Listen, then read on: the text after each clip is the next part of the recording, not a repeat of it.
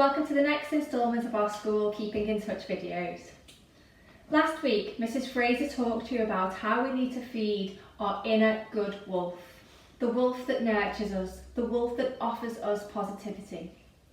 Today I'd like to share with you another story. This one's called The Parable of the Talents. So, if you're sitting comfortably, we shall begin. There once was a very rich man. A very rich man, he had so much money, he didn't really know what to do with it all. He decided that he was going to give 3 of his workers a sum of money and he was going to trust them to go out into the world and to do what they could with that money.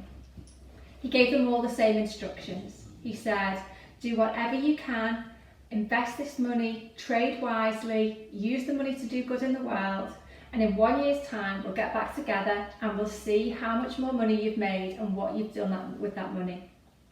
So to the first man, he gave him such a huge amount of money, more money than you and I could ever imagine, and off that first man went.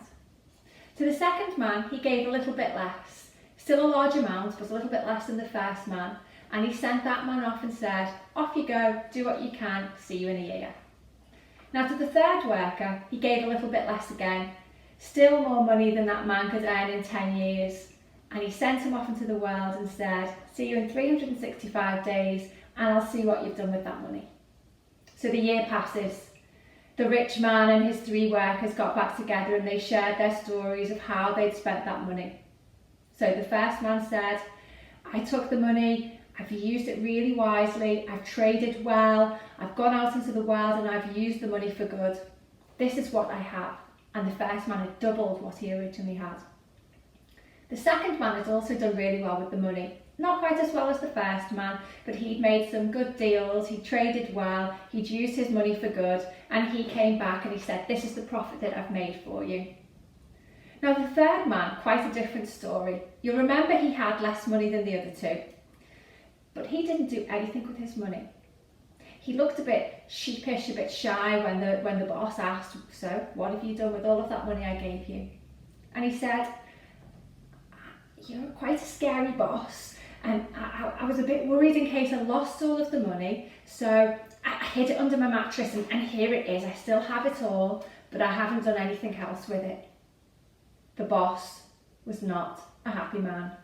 He said, I gave you that money so you could use your talents, you could go out into the world, you could use it for good, and you could trade, you could invest, you could do more. And he sacked that third man. Now, the boss then decided that with the first 2 men, he would reward them handsomely. They'd used their talents for good. They'd gone out into the world and they'd done what they could to make the world a better place. So, the moral of this story is, we all are given talents. No matter what that might be, it could be that you are an amazing footballer, dancer, artist.